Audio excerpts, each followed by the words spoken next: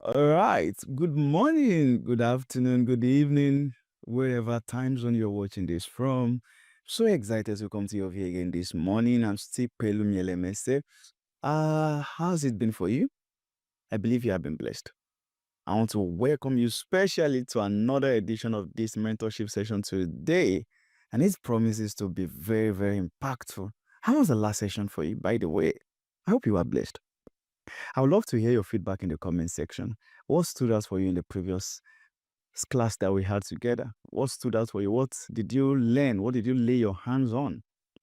And I want you to do something. If you are yet to like this page, go ahead and like it and then subscribe to it so that you can get notification whenever I'm going on live. So do that now. And one more thing you need to do. You see, it's not wisdom if you are growing, you are learning, and people around you are not doing the same. Be intentional to carry people along as you grow in life. Are you getting what I'm saying? You are here now to learn things that are going to add value to your life. Share it with your friends, share it with your colleagues, share it with your partner, your spouse. Yeah, it's very important so that you guys can learn the same thing. You can learn and begin to see life from a perspective. So you're not going to be thinking A and then the person is thinking another thing entirely. So it's going to help you. Share the link. Let them also follow this mentorship session and let it also be a blessing to them. All right. God bless you. Lately, I have found out something that has really struck my heart. I discovered that one of the greatest needs of a man in life is wisdom. I'm telling you the truth. That one thing you need more in your life, by all standard, is wisdom. No wonder Proverbs chapter 4 says wisdom is a principal thing, with all that getting get. It is really the principal thing. But do you know, I found out that not many realize that they need wisdom. Not many. Wisdom is one thing you need the most in life, but not many have it. Why? Because not many is seeking for it. Not many. Not too many people are seeking for wisdom. And why are they not seeking for it? Because they have never realized their need for it. Yeah. They have never gotten to that point where they admit that they need wisdom. Um, James was saying something about those who lack wisdom. He said, is there anyone who lack wisdom? Let him ask from God, who give it abundantly. That is, he's trying to say that the first point of you getting wisdom is admitting that you need it, admitting that you lack it. Is there anyone that lack wisdom? Let him ask. At least you can't ask for it because you have not admit that you lack it. I want to ask you, you that you are listening to me now, you're watching me right now. Do you really admit the fact that you need wisdom? Why are you here? Are you really sure that this thing is what you need? One of the things that has brought so much tears to my eye recently is the fact that I noticed that we can pray so much as a believer but have little results. And it doesn't mean God is not answering prayers. It doesn't mean that is the intention of God for us. I'm being sincere with you.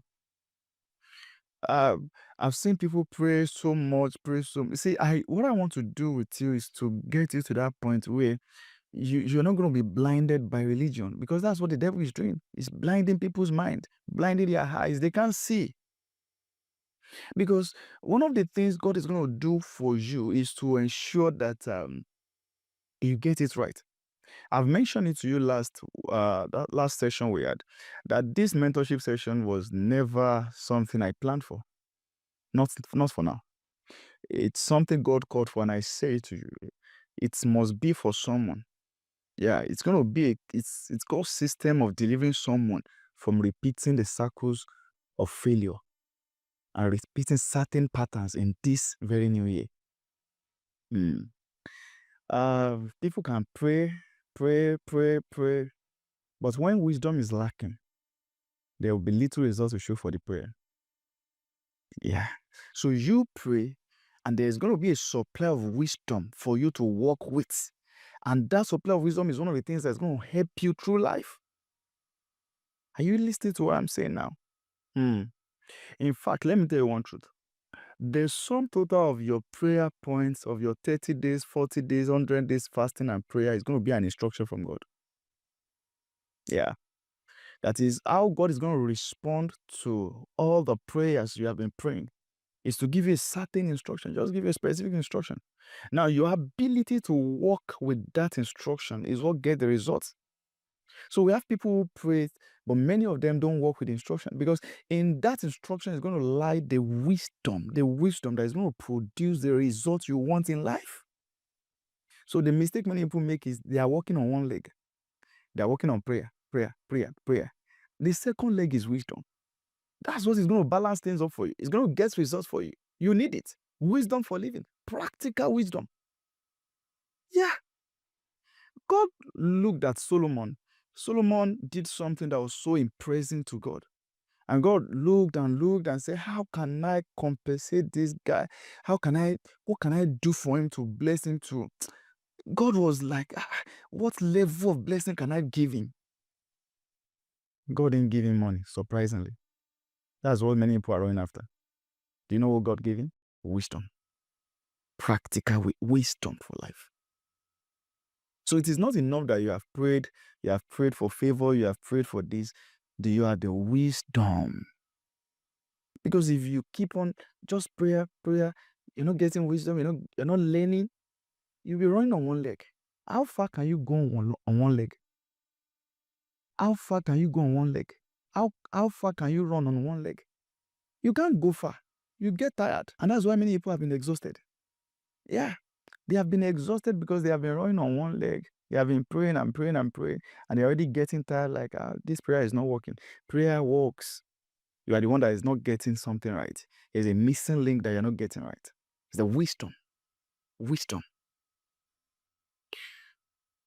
God is not going to say, because you have prayed the prayer of favor, and put you ahead of those who should help you.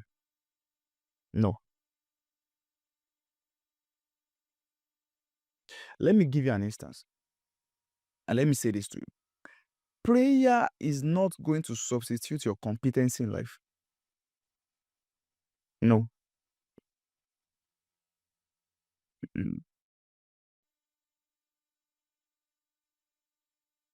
All right. I hope you are understanding what I'm saying. For example, prayer cannot be substituted for your incompetence. Never. You cannot substitute prayer for your incompetence. In life, it's not possible. That you have prayed for favor does not mean God is going to give you certain things that you have not built capacity for. You are not going to fly an aircraft by prayer, except you know the technical know-how. No, you can't. You can't.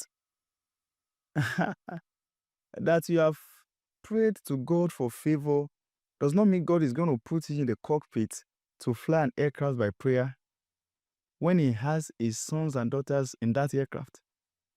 He's not going to put the life of the people on the aircraft in danger because you want to receive favor from him. He's not going to do that. And that's why you have to pay attention to what you're about to hear in this mentorship session. Pay prompt attention. I pray God is going to help you. All right, let me say this. Growth does not come by maintenance. Growth doesn't come by maintenance.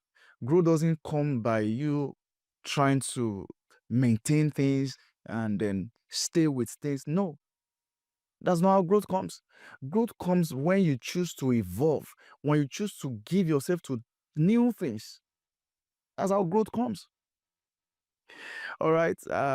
Growth comes when you let go of the old things and you embrace new things. And that's very difficult for many people to do. Very difficult. Many people are too, they are too stiff-necked. They are too rigid for change. And that's why they're never going to grow. The more reason why I call this mentorship Evolve is so that you can learn what it means to come out of your shell, to become a better version of you, because there is something better beyond the level you are now, beyond what you are doing now. There is always more. Do you really believe there is more? There is more. There is more about you. That you did certain things yesterday and it worked does not mean it's going to work today. No, it doesn't. There is more. There is this analogy I want to give you. It's called the law of pollination. Yes, the law of pollination. All right, because there is a new you that must evolve to attract what you need to become. Let me say that to you again. There is a new you that must evolve to attract what you want to become in life. If you are truly going to become what you want to become in life, there is a new you that must evolve. I'm telling you the truth. And I want to share with you what I call the law of pollination. The law of pollination. And this law is very, very, very applicable to human. You know, I was writing and the Holy Spirit just dropped it in my heart and said, do you know that this law is applicable? And what's the law of pollination? Maybe some of you are science students, you have an idea of what pollination means. Yes, what's pollination? You know, right?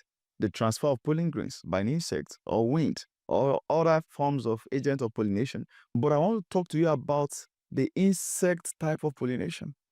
Yeah. So, how does it happen? And this is a principle. Pay attention to it. A plant does not get pollinated when it remains in the bud. No, it doesn't. There is a release of the flower. That is, the plant releases new things, evolved. That evolvement, the release of those new things that the plant is releasing from its bud, is what attracts insects to come and perch on it. So when those nectars, the flowers, they're coming out, they are blossoming. You understand what I'm saying? So the blossoming of the plant is what calls for the attention of the insect. When the plant blossoms, the insect is attracted to perch on it. And when the insect comes to perch on it, the insect is going to take the pollen and move to another plant that is also attractive and put the pollen there. And what happens in that process? Fertilization. And what's the product of the fertilization? Reproduction and multiplication of the plant. And that is also applicable to life. Listen to me. Until you begin to evolve out of your shell, until you begin to become a better version of you, there are many things you will never attract in life. People are only attracted to those who have results. People are only attracted to those who have results. There are things that must come out of your life. There are things you must evolve. There's a version of you that can only be attracted by people who will help you. So if you are listening to me now, then you are just too rigid. You cannot be too rigid for what God wants to do with your life. You can't. Hey, listen to me. See, the way this thing works is this. There are people who you connect with, but they are not going to get connected with you until they start seeing a result in your life that you are producing. The moment you evolve, you start producing that result, you have grown, you will be attracted by them. They will come meet you. You get connected. But their connection is not just going to be one thing. Their connection is going to open up another doors of connection to other people. That's how it works. You see, the way greatness happens is always in a chain reaction. One person linked up with another person to another person to another person. That is exactly how it works. Yeah. But it always starts from a starting point when you evolve. It always starts from that point when you become the better version of yourself, that which you are all to become. You start to attract the right kind of people. Do you understand what I'm saying? I pray God will give you understanding in the name of Jesus. All right, so the quality of people that comes into your life is a function of the result you are producing. The quality of people you are attracting in your life is a function of the version of you that you have become. If you remain at this level, you attract people. Yeah, but you will not attract people who understand the language of excellence. Yeah, you understand what I'm saying? When Isaiah chapter 60 says, King shall come to the brightness of your rising, that's what he's saying. They will come to the brightness of your rising. And this is why you have to evolve. You have to come out of that shell.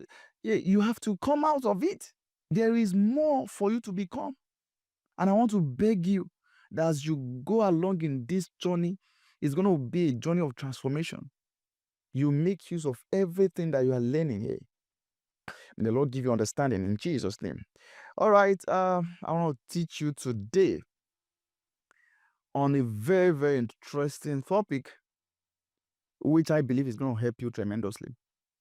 I want to teach you today on what I call how to come out of being stuck in life. Yeah, how to come out of being stuck. Listen to me. I have seen people who have been stuck in life. I myself have been in a particular situation of my life, different situations where I've been stuck. It's terrible.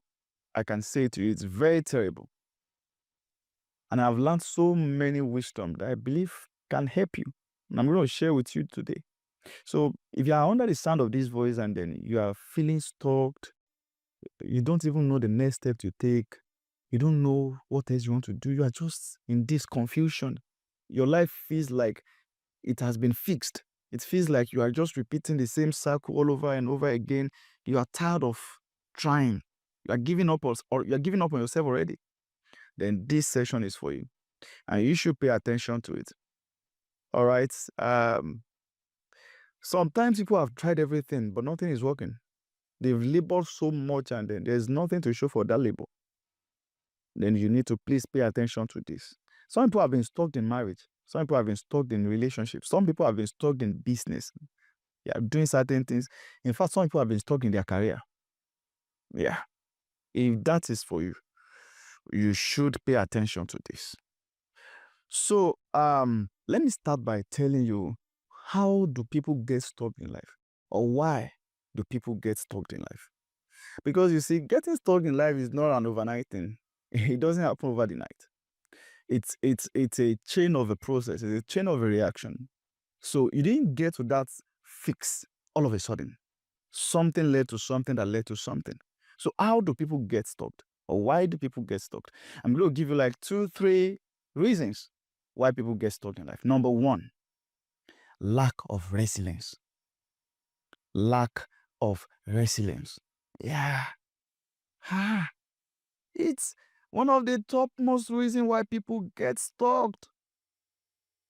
Lack of resilience. What is resilience? I put it here to you. Resilience is doing what you must do in the face of opposition, adversity, and prayer. That's resilience. Resilience is the ability for you to do what you must do in the face of opposition, in the face of prayer, in the face of adversity. Whatever comes your way, you are giving yourself to it and said, I'm going to do it. I learned something very strong from my spiritual father, who also doubled as my mentor. I'm going to be making a lot of reference to him in this session, so just get used to it. One of the things I learned from him that really shaped my mentality and helped me was his resilience and his doggedness about life. Oh my God. The ability that he has to stay with what he wants to do, irrespective of whatever anybody is saying. That doggedness, stay put to it. Regardless, staying put, being dogged. I learned that from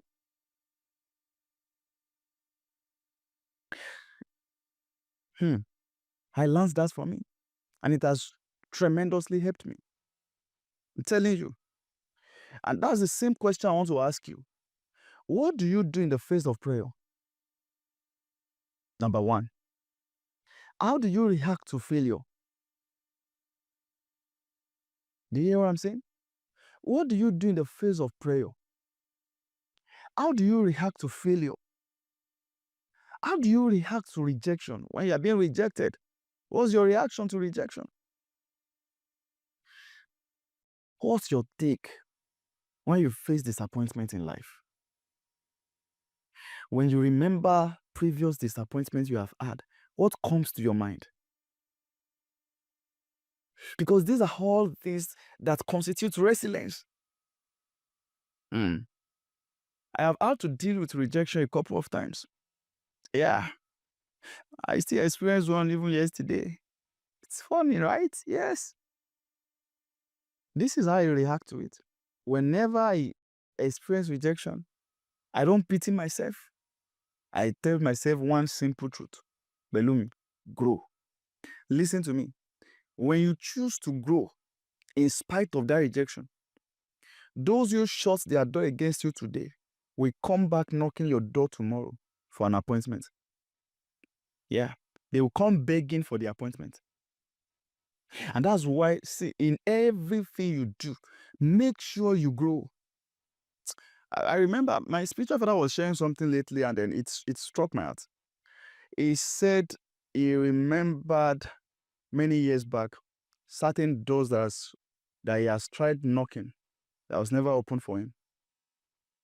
He said he tried knocking those doors several times, countless times. It was never opened. He said, fast forward to now, many of the people who are behind those closed doors are running to get an appointment with him, to even get a minute to talk with him on the phone. And he asked, what has changed? He said, is it time? He said, no. He said, what changed is growth. It's growth. Growth. That's it. Growth. Listen to me. Grow, grow, grow, grow. So that you will not live through life in self-pity. Grow so that you won't feel like you have been treated badly in life. Grow. Nobody owes you your emotions. You are only entitled to your own emotions. Who cares about your emotions? Nobody cares about how you feel. Grow so that you won't give people the opportunity to treat you badly. And they will keep treating you like that until you learn and you grow. Grow. All right. What does your past disappointments remind you? Does it remind you of what you can do or what you cannot do? Because sometimes when we remember our past disappointments, it can either remind you of what you can do or what you cannot do. So because you have been disappointed in certain things in the past, you're now like, I can't even try this thing again. I can't give it, I don't want to give it a try again. And that's another thing I want to ask you. How do you react to failure? What's your reaction to failure? Do you treat failure as something you should never come to try again? One thing you must learn, and one big mistake you must never make, is to keep yourself to your failures. Because that failure is never part of you. It's just an experience. It's just an event that occurred. Failure is just an event that occurred. It doesn't define you. It doesn't define who you are. You should get it right. That you have failed in that part before, you have been disappointed in that aspect before, does not mean you cannot try it again. That is what resilience does. Resilience keeps you to do it again and again and again. In spite of the failure, can you still go back and do it again? What are you afraid of? People get stuck in life because they are afraid of certain things. Also fear. Yeah. Let me give you an example. Many of you know the story of Joseph. Sometimes many of you know the scripture. You know the scripture so well, but you have not learned how to internalize it and just relate with it. Can you imagine someone like Joseph having a very good dream? Saw that vision clear. And the next thing was that he was going to find himself in a pit. From dream like this, inside pit. It doesn't make sense. And from pits like this, the next thing is going to be sold into slavery. Does it make sense? That is, there are certain things you can go through in life. They are enough to tamper with the dream you have once had. But resilience is the ability for you to keep the dream alive in spite of whatever it is that is coming your way. Yeah, that's resilience. Keeping it alive and say, I know what I have seen. I know what God has shown me. I know what I believe. No matter what is coming your way, can you stay put and say, no, I know this that I've seen? Joseph went through all of those terrible things. Went to prison, You know how many things happened to him? But the dream never died in his heart. Never died. Never. He was resilient. He was holding on to it. Even when he was forgotten in the prison, he never got offended. He was resilient. He believed that the dream is still going to come true. But how many of you have thrown away dreams because you encountered certain tribulations, certain tough time came your way? You've thrown it away. Things God told you to do. How many of it are you still doing now? You've thrown many away. Why? Because it wasn't easy. You are facing a lot of obstruction, a lot of opposition. So because someone has said so many bad things to you, oh, you think the best thing to do is to shut yourself down. Some of you, God has called you into the media space, to take over the media space, to do a content and do things. But you have not been able to do it because the first one you did, someone dropped a comment and said, what is this rubbish? And that's stuck with you and put you in a fix and said, they said what I'm doing is rubbish. Who cares what people are saying? Resilience is personal. That is, irrespective of whatever people are saying, irrespective of their opinions about you, you choose to stay with what you believe about yourself. That's it. Can you choose to stay with it even when people are saying all kinds of negative things to you? I don't know how my spiritual father does it. That many of the things he has suffered, he said it himself. He said many of the things he has become today are what people said he can never become. Yeah. As if people are so sure. You can imagine someone else telling you something about your life and they are saying it to you with so much confidence that they were so sure that you cannot become this, you cannot become this. But all they said he cannot become is what he has become today. But all they said he could not become is what he has become today. And that's the same thing I want to tell you. What has people said about you? What have they told you that you cannot do, that you cannot become? Build resilience today. You can do it. If only you are ready to. All right. If you will ever get out of being stuck in life, you can't do it without resilience. You must be tough on yourself. That's resilience. You've got to be tough. You have to be tough. You can't do it without resilience. And I want to ask you a simple question. What keeps you going in life? What motivates you? You know, I asked you last session, what interests you in life? What keeps you going? Because that's another thing that can help you to build resilience. And let me share with you very quickly, how can you build resilience? How can you build resilience? Don't forget, I've told you, resilience is the ability to recover and keep moving forward in the face of prayer, in the face of failure, in the face of disappointment. That's resilience. How can you build resilience? Number one way of building resilience, learn to separate yourself from your failures. Yes, that's number one. Learn to reframe failure as a feedback, not as who you are. Failure is just a feedback. You've tried to do something, it didn't work out. It's okay. It doesn't mean you're not going to try it again. History had it recorded that the man who made the electric bulb we are using now tried multiple times, more than 99 times, right? Yeah. Before he got it. Why? Because you have anything you failed at, you have gotten a wisdom in that aspect. Your failure is just a feedback of telling you that this thing is not going to work this way. Do it another way. That's failure. Redefine it.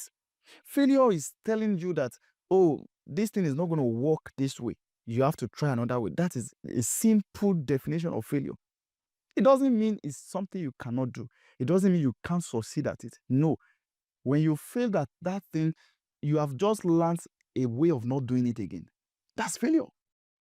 So if you are going to build resilience, you must learn to redefine failure as an event, or else you'll be wearied.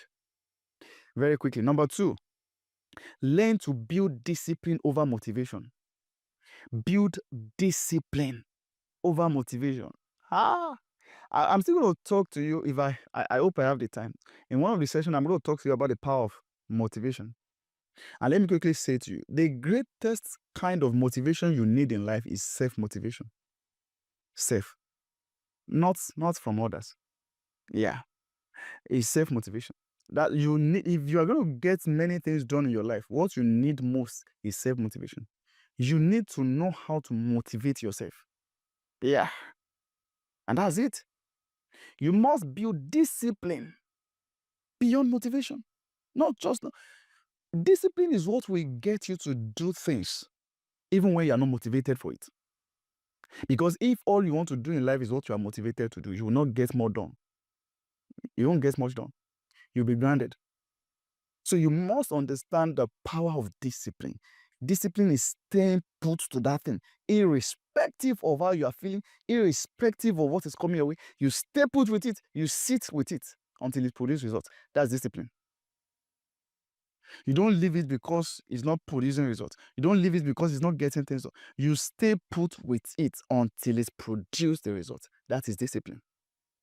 And number 3, surround yourself with growth-minded people. Yes, if you want to build resilience, surround yourself with growth-minded people. Don't surround yourself with people who easily give up on themselves. If you surround yourself with such people, even you will learn the same way. You easily give up on yourself.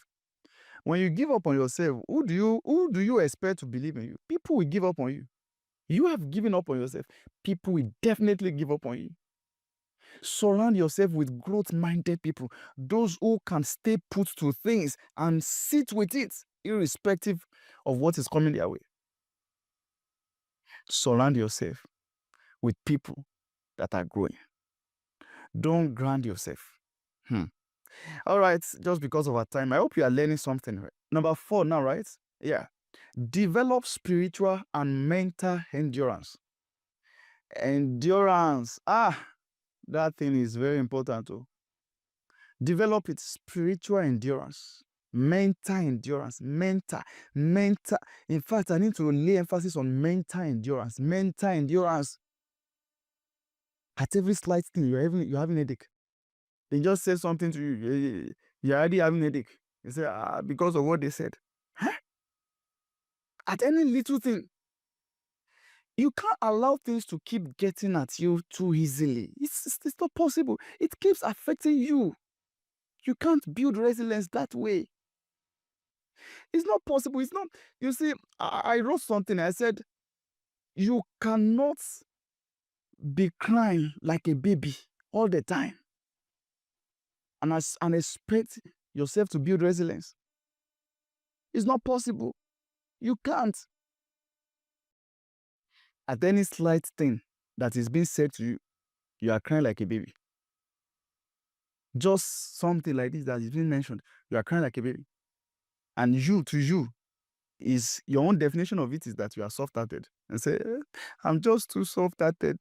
Things get to me easily. And you are thinking it's a strength. It's not. You can't build resilience that way. You can never. Never.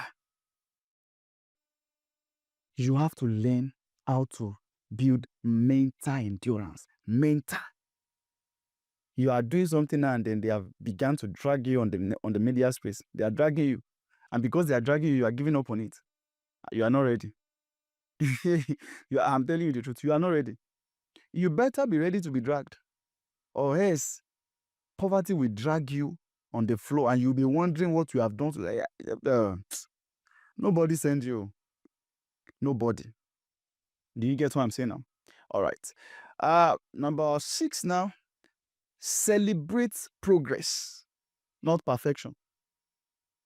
If you are going to build resilience, you must learn to celebrate progress, not perfection. Everything is not going to be perfect at the first time. It's not going to be perfect. Never. I'm telling you. In fact, mistakes are the path to growth. Your mistakes are pathway to your growth. You hear what I said? Your mistakes today are pathway for your growth tomorrow. Your mistakes today are pathway for your growth tomorrow. That's the truth. Celebrate your progress. It might be little. Just celebrate it. It might be small. It might not be that big. Celebrate it because it matters. Don't wait for perfection. Get into it. Do it. Build that resilience today. Tell yourself you are not giving up. Be hard on yourself. Be tough on yourself. Tell yourself, I'm going to go back to this thing. I'm going to do it again. Is there anything you have failed at before and you're already afraid of going back to it? Get back to those things today. Get back now. Yeah.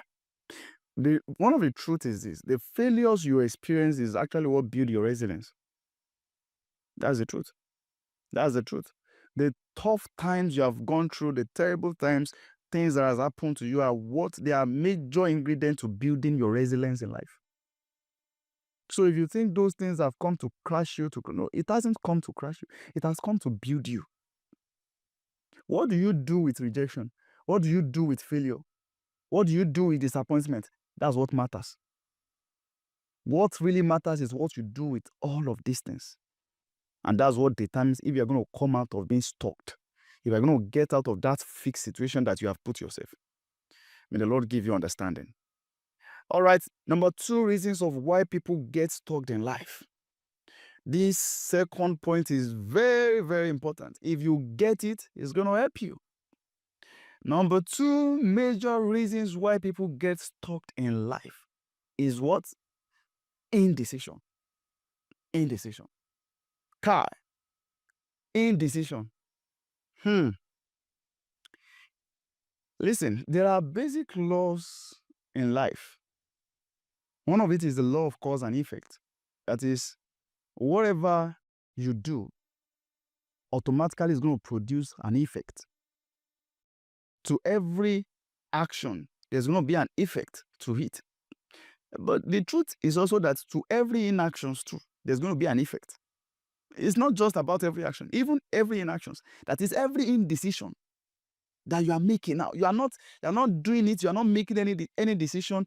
Every indecision that you are going through now is also going to produce a result. Yes. I love Newton's first law of motion. Very, very interesting law. He said every object will remain in a state of rest or in a uniform motion unless an external force is acted upon it. That is, you see, whatever decision you are not making now is going to remain like that. Nobody is going to come out of anywhere to come and make that decision for you. Yes. And I wrote something very profound here I want to read for you. I said the decision you refuse to make will never make itself. Do you listen to me? The decision you refuse to make will never make itself. And the second thing I want you to pay attention to, the decision you refuse to make becomes the problem you permit to stay. The decision you refuse to make becomes the problem you permit to stay. Let me say that to you again another time. The decision you refuse to make becomes the problem you permit to stay.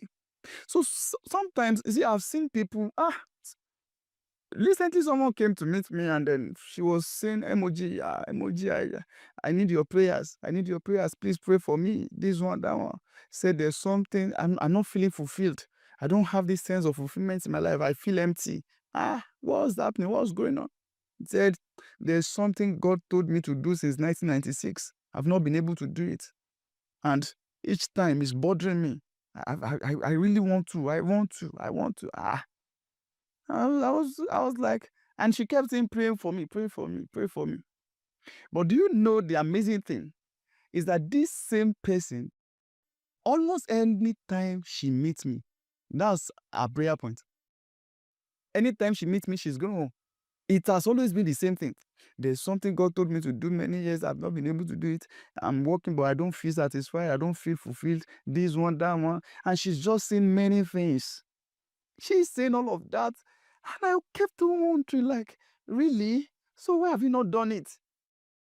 Why? What's holding you back? You see, that thought of you thinking that someone is going to come out of nowhere to come and make that decision for you is what is going to grind you. I'm telling you the truth. You have to be tough on yourself. You have to take that decision. Yeah. She was saying it, and I was like, in my mind, I know what I can tell her to do, but is she ready for it? You see, people most times don't even understand how these things work. Because each time she said I should pray for her, I know deep down within my heart that the problem is not prayer. The problem is indecision. You are not ready for this thing. When you are ready for it, you take the step. That's it. When you are ready, you take the step. The reason why you still feel like things are working is because you are not ready. You are not ready. I'm telling you the truth. You are not ready. You are not ready. You are still tolerating it. If there's still tolerance, it means you are not ready. Yeah. When you stop tolerating certain things, you will come out of indecision. Yeah. The reason why you are staying long in that indecision is because you are still there's still tolerance. You are still tolerating it. If it gets to the boiling point where you feel like you know it, I can't tolerate this again. A woman does not choose to say, I want to give birth now. A woman in labor, does she tell you she wants to give birth now? She's going to tell you that, oh, I want to decide to give birth now. Or the child is coming and the woman will say, I don't want to give birth now. I don't want this baby to come out now. You are joking.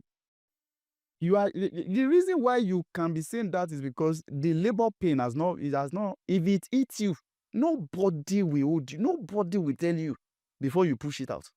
You will be ready to push it because you can't be comfortable. You see, your comfort is what is sponsoring your indecision. You know, listen to me. What is sponsoring your indecision is your comfort. It's because you are still comfortable. When that comfort comes out of place, you know that you can't continue in that indecision. It's not possible. Oh my God. Are you listening to me? So sometimes people come. In fact, someone called me. Another thing I also realize is that you have to know that when you put yourself into the opinions of people, you might end yourself up in indecision. Yes.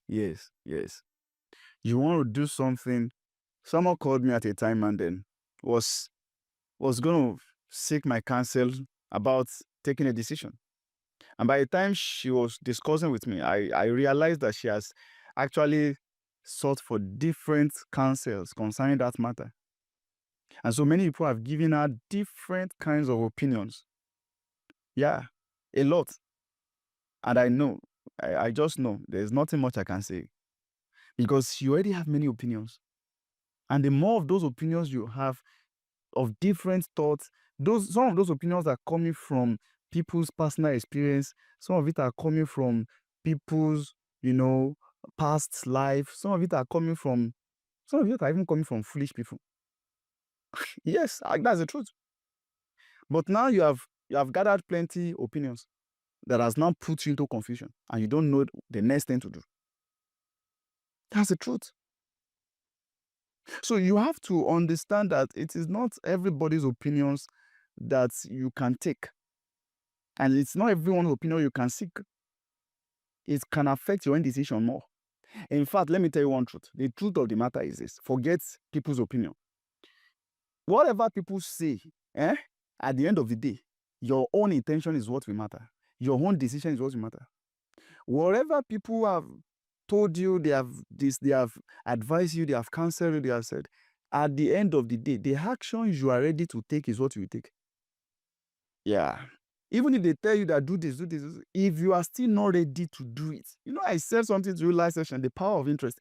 If it's still not something you are ready to do, you will still do it. So the problem is not really about lack of information or lack of what to do. The problem sometimes is your ability to do what you know you ought to do. That is the decision. Do it. Regardless, do it. I wrote something here and I want to quickly talk about it in a brief moment. Indecision is not always laziness. Yeah, because sometimes indecision can be laziness. Yeah, it can be. Yeah, it can be as a result of laziness. But it is not always. indecision is not always laziness. Sometimes indecision is a function of what I call decision fatigue. Yes, it's called decision. It's called mental exhaustion. Mental exhaustion from decision fatigue. Yes.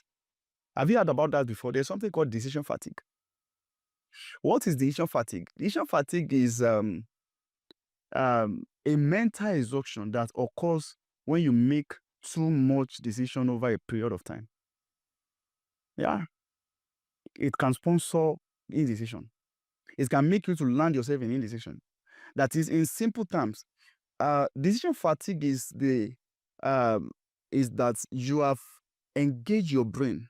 You have engaged your brain in too many decision making over a period of time that your brain is now exhausted. You are now having mental exhaustion. What is called mental exhaustion? So much that even when you want to make certain decision now, you can't make it again. Why? Because the brain is exhausted already. That's decision fatigue. I wrote it here. I said, decision fatigue is a state of mental exhaustion that occurs when the brain is overworked from making a large number of decisions over a period of time. Yes, the brain is overworked. The brain also expends energy. Yes, just like our muscle. You know, the muscle expends energy. You carry load, you run, you do things, and over time, by the time you have been expending the energy, the muscle becomes weak and it can't really do certain things again. The same way the brain also expends energy. So there's mental energy that is being expended by the brain each time you are making decision. What is now decision fatigue? Decision fatigue is you spending those energy, your mental energy, in making irrelevant decision, making little decision, so much that by the time you need the energy to make a big decision, a utmost decision, you can't make it again because the brain has been exhausted. Yes. Let me repeat that for you. Decision fatigue is the point where you have exhausted your mental energy. That is, you have spent the mental energy in making certain decisions. So much that when you now come to make another decision, your brain does no longer have the ability to process it again. It doesn't have the ability to make that sound decision again because you have exhausted the mental energy. I wrote something here. I want you to pay attention to. Decision quality reduces decision quantity. Yeah. That is, the more quantity of decision you have to make, the more the quality of the decision you are making will be reducing. It's like a graph. Decision quality on the longitudinal axis, decision quantity on the transverse axis. And then the graph is just going like this, sloping down. That is, your quality, the quality of the decision you are making is going to be high when the quantity is low. When the quantity of the decision is high, the quality of the decision you are making will be low. That's it. Many people don't understand this, and that's why they are falling victim. Yeah. Let me say this to you. Making too many decisions over a period of time will lead you to mental exhaustion. And let me give you an example of that. And many of you will understand this. Let me give you a practical example that you can relate with. How many of you have woken up in a day and then you are thinking about the clothes you want to wear? Yeah. That's, you want to make a decision on the clothes you want to wear. And that's the first decision you are making in a day. And you won't know that it's actually a decision. And it will take you time. Before you know it, you're already spending 10 minutes, 15 minutes, 20 minutes just to make a decision on the clothes you want to wear out. Particularly females. Not only females, even males. Yes, it happens to men too. That you are like, what am I going to wear? What am I going to wear? It still almost happened to me today. I'm telling you. Yeah. I was like, what am I going to wear? But because I've learned what decision making is, and that I don't want to spend my mental energy on making frivolous decisions. And then when it's time for me to make big decision, there's no enough mental energy again for me to make it. So there are many things I don't even want to bother myself about. I'm telling you, I just spring into action spontaneously. Yes. Just to make a decision of a cloth you're going to wear. You see people standing in front of the wardrobe. They wear this. They look at themselves in the mirror. They say, no. They wear another one. They look again. No. And before you know it, 20 minutes is gone. 30 minutes is gone. 40 minutes is gone. And guess what? At the end of the day, they will just end up wearing what they will not even they will not later say, I beg, let me just wear something, Joe. At the end of the day. Why? Because each time you are going forth, coming back, going forth, you are spending a mental energy. The brain is involved. Each of those moments you are coming before the mirror to look at yourself, you are processing certain information. The brain is processing some ideas. The images that is being seen is being processed by the brain, and the brain is expending its energy already. So some people, before they even step out of the house in the morning, they have spent a lot of mental energy to decide the clothes they are going to wear. So they get to work, and to make certain decisions at work becomes very difficult. Before you know it, they're having a headache, and they say, I'm just having a headache. I can't decide now. I can't decide. Yes, because you have already expended a great amount of your mental energy at home just to decide a clothes you're going to wear. Are you getting what I'm saying?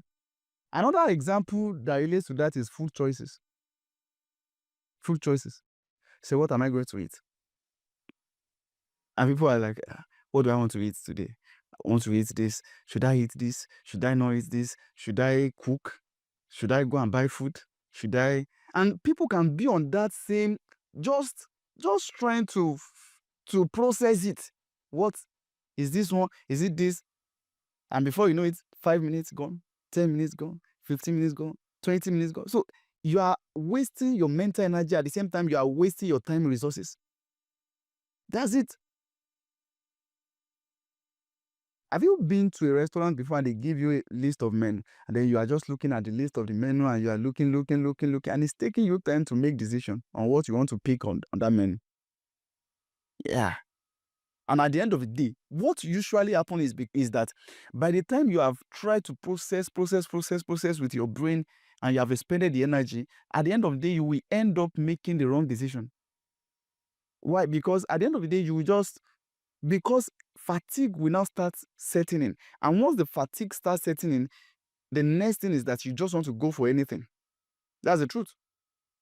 So you see people at the end of the day, they just make choice of a food that they will not later like. And they say, I not later enjoy the food I later picked. Why? Because you spent a lot of energy, a lot of just trying to make that decision. The reason why you are thinking of what you want to eat is because you have different alternatives. You have many alternatives in the house. If all you have in the house is a tuber of yam, you won't spend energy thinking of what you want to eat. You know this is the only thing you have in the house. You go for it. Are you getting what I'm saying? You have to pay attention to it. All right. Decision fatigue is real, and it weakens your decision making. It's very real. Let me give you some signs. Some signs that you are experiencing decision fatigue. Number one, avoidance of making decision. Yes. If you notice yourself that you are avoiding to make decision, you are procrastinating things. You say you do it later. You make that decision later. That can be a sign of fatigue already.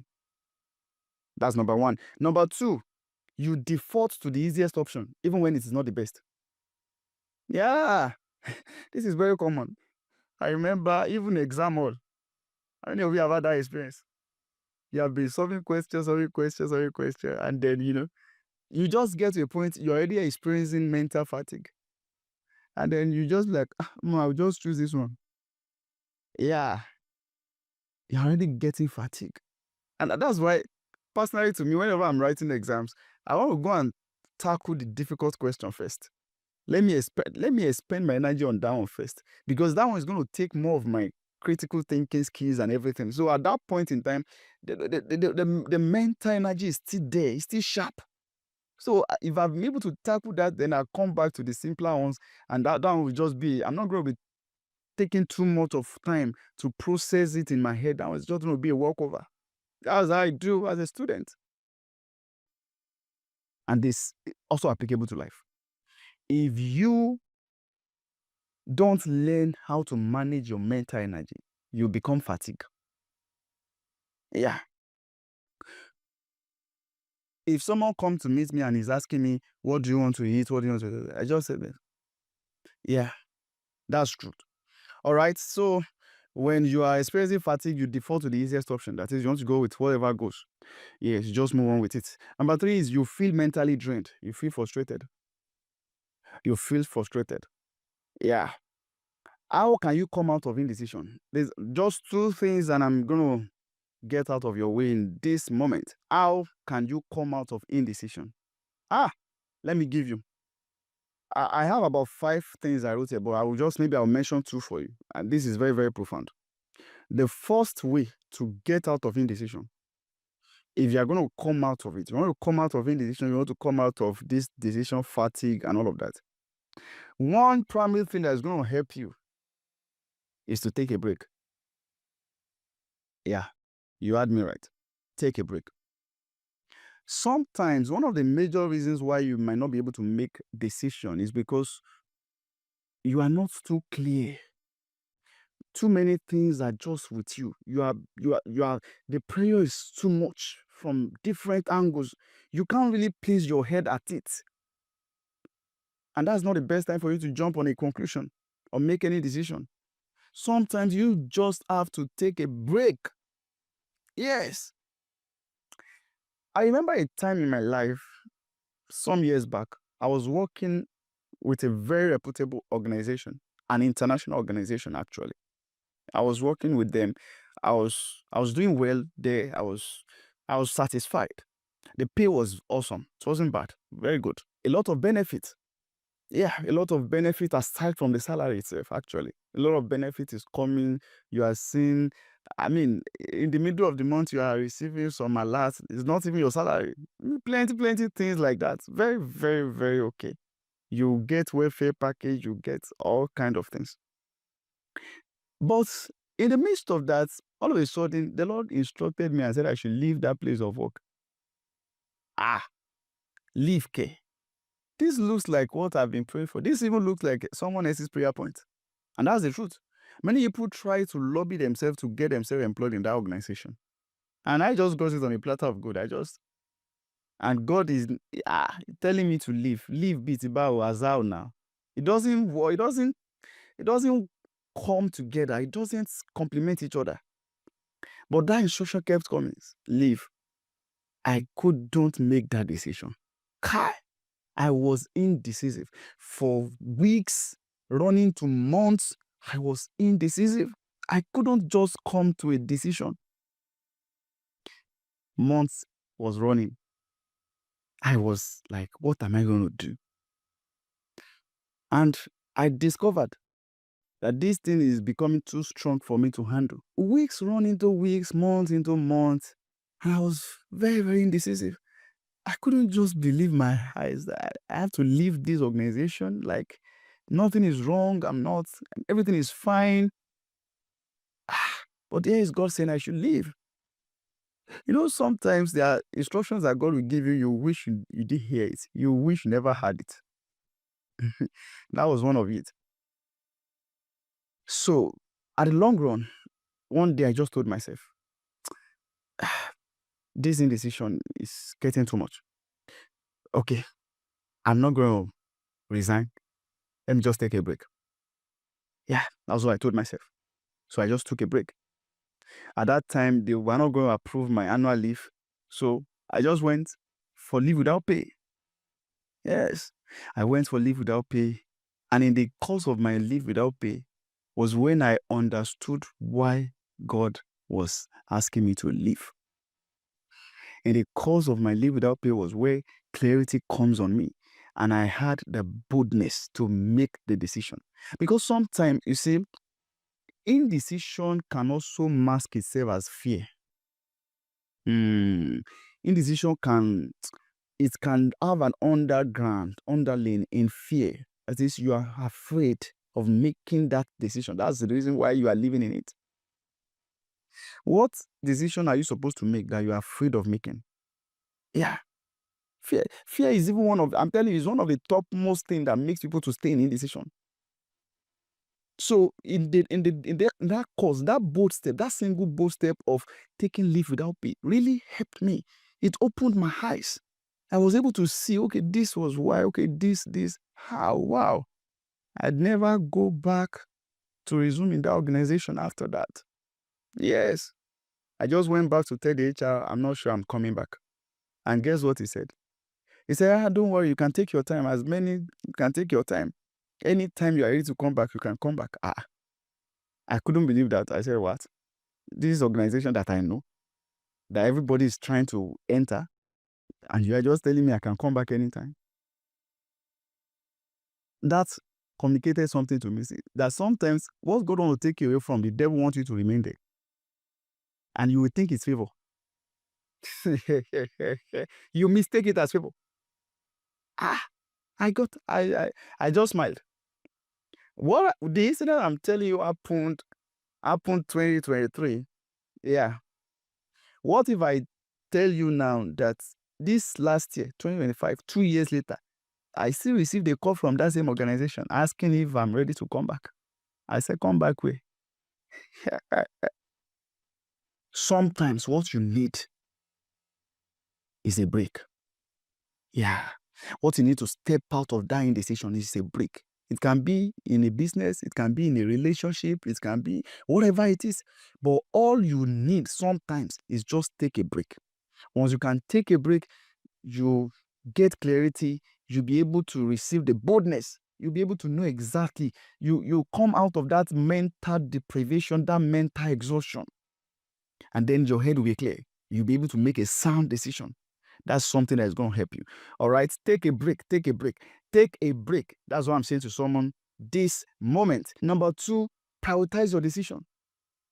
Prioritize your decision. Listen, you can't make all the decision at once. You can't. It has to be one at a time. Another main thing that can put you in indecision is if you are trying to make many decisions at a time. You're trying to do many things together at a time. You're going to land yourself in trouble. Learn to prioritize decision making. What comes first? What comes later? What comes first? So that you will not end yourself up in decision fatigue. Yes. Prioritize your decision. Prioritize your decision. Number 3, implement decision time limit. Implement decision time limit. That is, I'm going to make decision. I'm going to make it. I'm not going to leave it to continue. I told you the other time that the decision you refuse to make is the problem that you permit to stay. Be intentional about yourself. Tell yourself this thing is not going to stay longer than this. I'm going to make the decision now and now. All right. Number 4 now, create a routine. Create a routine. Yeah, you have to do that. Because many things is going to be coming your way back to back. And that's what will put you in the confusion. When many people are suggesting too many things to you, from right and left, it throws you into confusion. And you don't need that. All right. So let me stop there and let me say to you, what decision do you need to make today that you have been avoiding? You can't avoid it for long. It's going to continue like that forever. Get to it today. Make that decision. Clear your head. Take that break. Prioritize that decision. You know it. You know that this decision is very, very important. You are just trying to avoid it. You are avoiding it. No matter how long you avoid it, it will remain there. It will stay there. Nobody's going to make that decision for you. Be bold enough to make that decision for yourself today. I pray God bless you. I hope you have been blessed today. Don't forget the things I've shared with you.